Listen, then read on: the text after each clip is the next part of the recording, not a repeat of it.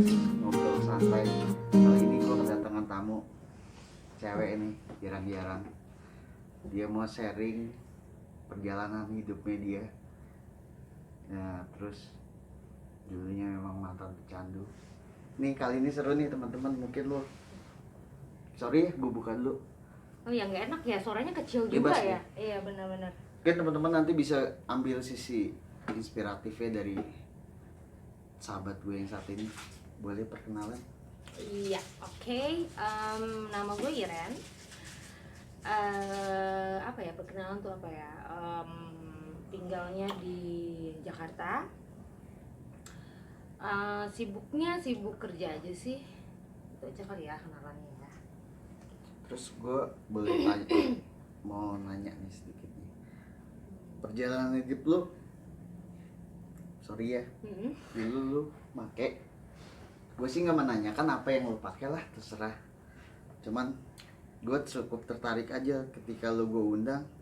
Gue kira sih responnya teman-teman nggak sebanyak ini, tahu-tahu udah lanjutin aja wis. Makanya gue coba undang lu. Ini satu-satunya nih podcast nih cewek kali ini gue undang.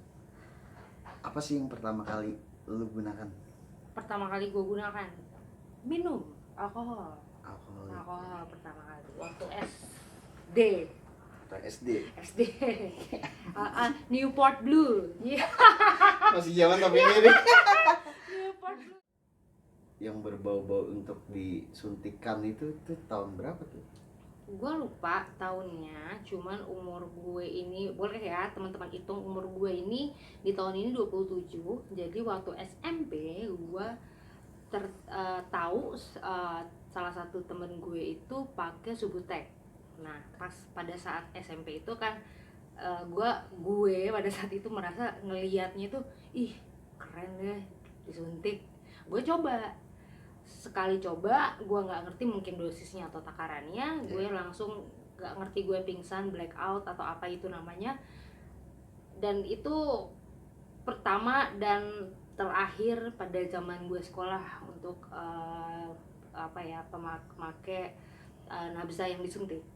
Apa sih yang disuntik? Waktu sekolah ya, itu yang terakhir pada waktu sekolah. Lu menawarkan diri apa temen lu yang? Gue menawarkan diri, gue join dong. Memang lu rasa, gue, karena gue ngerasa itu keren. pengen tahunya. Pengen tahu, karena menurut gue pada saat itu keren. Keren. Entah kenapa. Kenapa ya? Itu keren, jadinya gue nyoba. Tapi pada saat itu gue pun juga udah tahu antidepresan kayak Alpra, Kamlet. Pada saat itu gue udah pakai itu, tapi kalau Subutex gue baru tahu. Malah gue pada saat itu mungkin banyak teman-teman gue yang kayak kok aneh sih lu nyobainnya Subutex bukan lu nyobain Putau ya. Cuman ya pada saat itu lingkungan gue memang teman-teman gue pakainya Subutex. Putau gue belum tahu. Oke, gue paham. Tapi memang di eranya lo itu Putau ya? Happeningnya Putau. Lagi happeningnya Putau. Gue maksudnya gue tahu lah, gue tahu Putau. Subutex enggak, itu sekali doang pada saat itu. Terus tanggapan keluarga lu bagaimana? Waktu itu tanggapan keluarga gue nggak mengetahui penggunaan Subutex gue, karena gue waktu itu baru di tahap coba-coba waktu gue SMP. Cuman waktu itu gue sudah bukan adik gue, nggak ngerti ya itu adik siapa enggak, cuman gue suka banget sama Kamlet. Nah pada SMP itu kenapa gue sekolah semuanya paket, SMP SMA itu gue semua paket, karena ulang tahun ke-16 itu gue direhab di daerah Bandung, tapi rehab ke agama lah ya. Itu karena pemakaian boti gue. Jadi kenapa nyokap gue buang gue, pertama gue dibuang ke rumah sakit Dharma Wangsa, rumah sakit jiwa waktu gue SMP. Itu karena mungkin gue ngelawan orang tua, karena kan gue dibawa pengaruh zat dong. Jadi gue ngelawan, jadi gue dibawa ke Dharma Wangsa. Setelah itu gue dibawa ke Bandung 8 bulan. Itu karena semuanya antidepresan, bukan nabza suntik. Tapi lu mendapatkan antidepresan itu kan nggak mudah ya. Lu berobat ke psikiater apa lu beli legal? Biak. Oh biak ya. Oh ke zaman biak. Marto. Jangan dia tuh, ntar di ini aja. Tit. Terus ada nggak dukungan dari keluarga lo buat lo bisa lebih survive?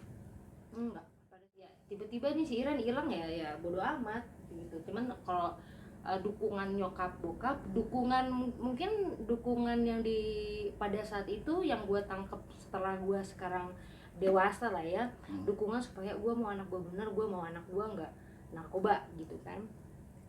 Dukungannya adalah ngelempar gue ke rehab atau ke rumah sakit supaya gue pulih gitu. Itu nggak tahu sih, dulu gue ngerasa itu sebagai penolakan, marah, benci, kesel sama anaknya. Tapi mungkin sekarang secara negatif gue bisa ngerasa itu bentuk dukungan supaya dia pengen gue jauh lebih baik. ember gitu.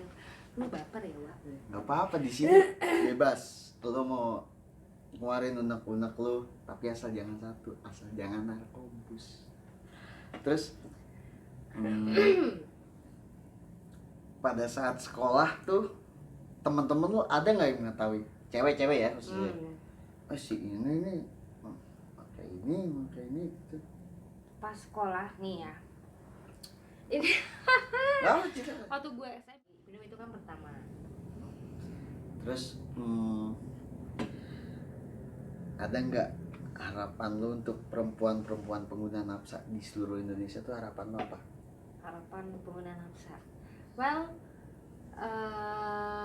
sebelum ke harapan gue, kenapa gue punya harapan yang akan nanti gue kasih tahu, reasonnya itu karena menurut gue dan menurut pengalaman gue, perempuan pengguna nafsa, terlebih perempuan pengguna nafsa muda itu lebih di apa ya, bukan didiskriminasi, di stigma, dimanfaatkan, dijadiin tumbal sama temen-temennya sendiri, sesama pengguna nafsa. Ya sorry itu gue cuma ngomong jujur aja berdasarkan pengalaman dan berdasarkan apa yang gue lihat di lingkungan gue.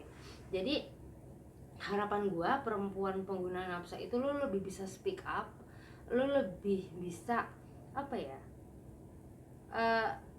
lo anggap pada saat lo merasa lo terpepet, lo apa ya, pokoknya lo tuh ngerasa lo kecil di antara gender yang lain, bahwa lo pikir bahwa lo itu sebenarnya setara sama yang lain. Jadi nggak ada tuh alasan lo tuh paling kecil, udah lo memakai, lo perempuan, lo muda, lo tuh kecil di mata orang, nggak ada. Kita tuh setara. Itu sih. Ada nggak sih hal-hal yang baper? Nggak apa-apa, bebas di sini nih, di ngobrol podcast gue ngobrol santai, bebas asal jangan lu narkobus. Terus ada nggak harapan lu buat diri lu nih ya, untuk jauh lebih baik dari sekarang? Ada, of course ada. Harapan gue adalah gue bisa lebih baik, walaupun itu didengar ada bullshit, walaupun gue make, tapi gue bisa bertanggung jawab. Sebisa mungkin gue nggak segila dulu sampai kehilangan urat, sampai mix yang enggak, maksudnya ya udah sempet ngerasain ya. Jadi kayaknya untuk sekarang pas udah menuju agak mature lah gitu, jadi lebih wise lah sama penggunaan. Tapi gue lihat sorry ya, walaupun lu juga mantan pengguna, ide genius lu tuh timbul. Gue lihat, gue sih ngikutin aja dari sedikit kepo gue. Ini orang make tapi idenya jenius, makanya gue cari tahu, gue minta nomornya, gue bilang gue harus minta nomornya. Nah sih lo, terus jadi malu. Apa namanya kok ide itu timbul tuh di saat lu lagi make apa? Sober. Di saat gue sober. Tergantung sih sebenarnya. Tergantung pemakaian. Kalau gue itu kalau pakai antidepresan, pokoknya yang downer itu gue nggak bisa kerja, gue nggak bisa mikir, gue nggak bisa nginget, pasti gue skip.